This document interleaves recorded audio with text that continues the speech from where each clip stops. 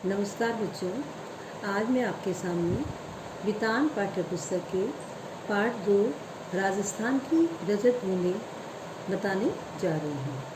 कल मैंने अपने पहले भाग में इस पाठ के किस तरह से राजस्थान में पानी का संचयन होता है, कुइयों का निर्माण होता है, यह सब बताया था। आज मैं आपके सामने इस पाठ के प्रश्नोत्तर रखने जा रही हूँ। इस पाठ के प्रश्नों में सबसे पहला प्रश्न है कि राजस्थान में कुएं किसे कहते हैं, इसकी गहराई और व्यास तथा सामान्य कुओं की गहराई और व्यास में क्या अंतर होता है।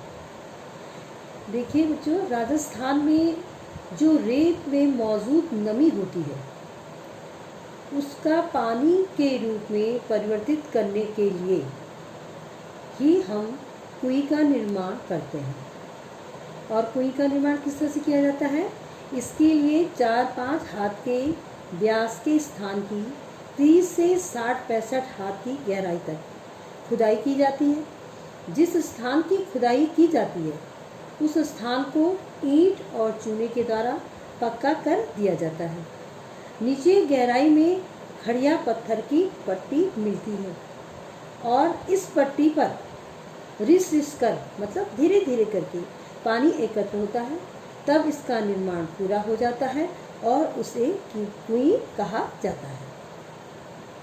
कुएं जो है, कुएं का स्त्रीलिंग रूप है।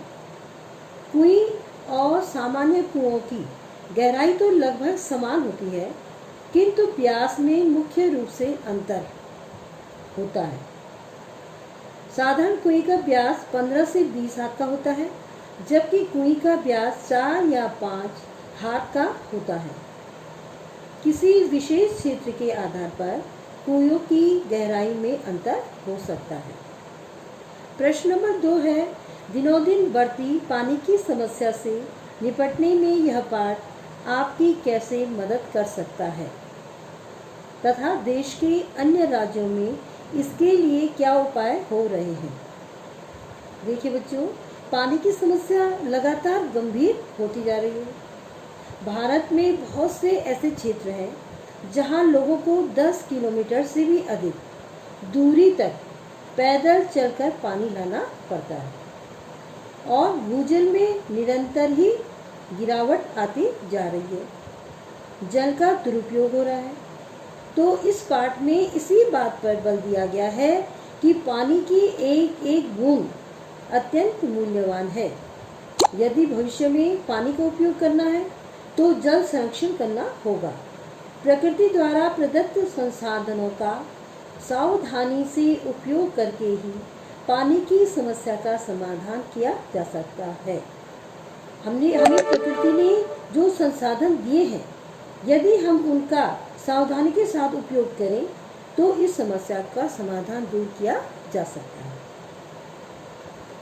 जिन रेगिस्तानी स्थानों पर कुएं की संभावना होती है वहां प्रत्येक घर में कुएं का निर्माण करके या घर की छत और आंगन में हुई वर्षा के जल को संग्रहित करके अर्थात इकट्ठा करके पानी की समस्या पर काफी हद तक नियंत्रण पाया जा सकता है। इस कदम से जहां जल संरक्षण होगा वहीं भूजल स्तर को भी सुरक्षित रखा जा सकता है। राजस्थान के अतिरिक्त दक्षिण भारत के कई राज्यों में इस दिशा में कार्य हो रहा है। दक्षिण भारत के कई राज्यों में विशाल पथरीले जलाशयों में पानी एकत्रित किया जाता है और जल संरक्षण के लिए किए जाने वाले प्रयासों को दक्षिण भारत की कई सरकारों जैसे तमिलनाडु, आंध्र प्रदेश और कर्नाटक द्वारा प्रोत्साहित दिया जा रहा है। प्रश्न नंबर 3 है, तेजाओं के प्रति गांव समाज के लोगों के व्यवहार में पहले की तुलना में आज क्या फर्क आया है। कुएं खोदने वालों का विशेष ध्यान रखना, जो कुएं खोदते हैं उनका विशेष ध्यान रखना राजस्थान के ग्रामीण समाज की परंपरा रही है। पूर्व समय में काम पूरा होने पर विशेष भोज का आयोजन होता था। जब कुएं का निर्माण पूरा हो जाता था तो विशेष भोज दिया जाता था। और जब चेलबाजी और चिजारों जो कि कुएं का निर्माण करते हैं, उनको विदाई के समय तरह तरह की भेंट दी जाती थी। चिजारों के साथ गांव का यह संबंध वर्ष भर बना रहता था, अर्थात तीज त्योहारों, विवाह जैसे मंगल अवसरों पर उनको भेंट दी जाती थी। और फसल आने पर खलिहान में उनके नाम से अनाज का एक अलग ढेर भी लगता था।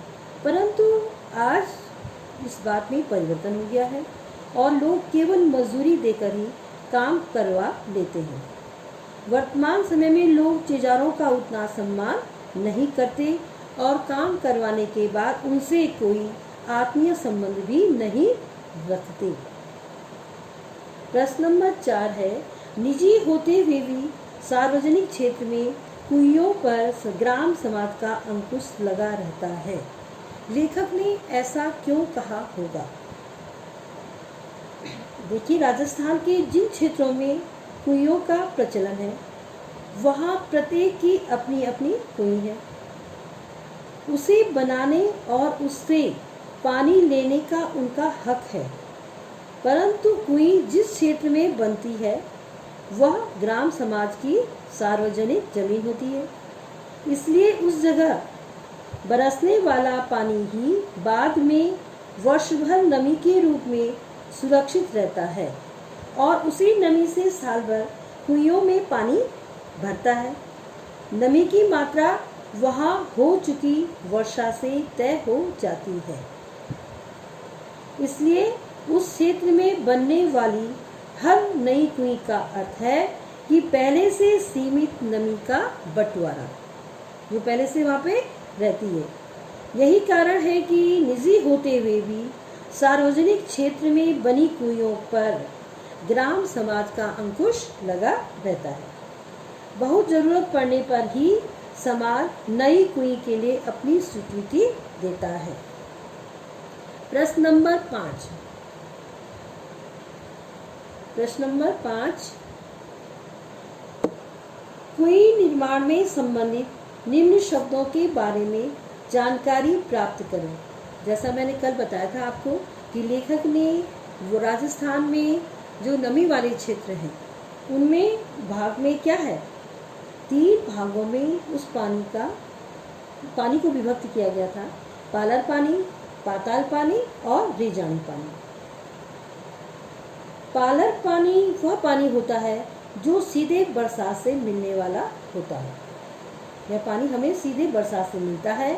यह धरातल पर बहता है और इसे नदी, तालाब आदि में रोक लिया जाता है। इस पानी का वाष्पीकरण जल्दी हो जाता है क्योंकि ऊपर की ओर रहता है, जिसमें वाष्पीकरण के कारण यह जल्दी ही खत्म हो जाता है। अगर अत्यधिक गर्मी पड़ी, इसका वाष्पीकरण के द्वारा पानी भी कम हो जाता है और काफ़ी पानी भूमि के अंदर चला जाता है। दूसरा है पाताल पानी।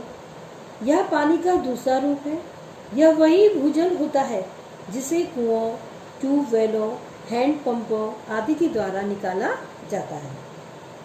तीसरा है रेजानी पानी। रेजानी पानी पालर पानी और पाताल पानी के बीच पानी का जो तीसरा रूप होता है वह रेजानी पानी है। क्यों? वह धरातल से नीचे उतरता है, लेकिन पाताल में न मिल पाने वाला पानी ही रेजानी है। क्यों? रेजानी पानी खड़िया पट्टी के कारण पाताल पानी से अलग अस्तित्व बनाए रखता है। बीच में क्या होती है? खड़िया पट्टी होती है, जिसके कारण यह पानी नीचे नहीं जा पाता और इस पानी को कुइयों के माध्यम से इकट्ठा किया जाता है।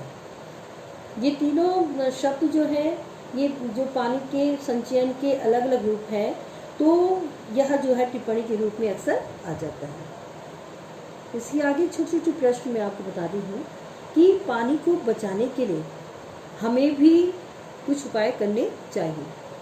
तो हमें पानी बचाने के लिए क्या क्या उपाय करने चाहिए?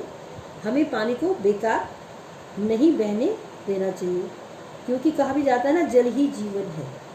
और दूसरा, पानी का प्रयोग आवश्यकता अनुसार उचित मात्रा में प्रयोग करने के लिए ही लोगों को हमें जागरूक करना चाहिए। तीसरा है, कार धोने के लिए पाइप की जगह बाल्टी और मग का प्रयोग करना चाहिए। अक्सर क्या होता है, आपने देखा होगा, पाइप लगा लिया और पानी बहता ही चला जा रहा है। नहाने के लिए भी कम पानी का प्रयोग हमें करना चाहिए। वर्षा के पानी को इकट्ठा करना चाहिए और नदियों में रासायनिक पदार्थ या कल कारखानों के अवशिष्ट जो पदार्थ होते हैं उनको नहीं फेंकना चाहिए। कुआं, दूसरा प्रश्न है, कुआं भारतीय संस्कृति का अभिन्न अंग है कैसे? भारतीय संस्कृति में कुओं का विशेष महत्व रहा है। प्राचीन काल में कुआं जल संसाधन का महत्वपूर्ण स्रोत था, क्योंकि तालाब, नदियां कम मात्रा में थे। कुएं ही लोगों के लिए जल संसाधन के केंद्र बिंदु होते थे। इससे ही लोग अपने जीवन हेतु जल संबंधी आवश्यकता की पूर्ति करते थे। कुओं के पानी से ही दिनचर्या शुरू होती थी। खान पान, स्नान, पशुओं की जरूरतों आदि सब कुओं पर ही निर्भर होता था। इस प्रकार हम कह सकते हैं कि कुएं भारतीय संस्कृति के अभिन्न अंग रहे हैं। बच्चों, आज मैंने इस पाठ के प्रश्नोत्तर आपके सामने रखे हैं। आशा है कि आपको समझ में आ गए होंगे। धन्यवाद।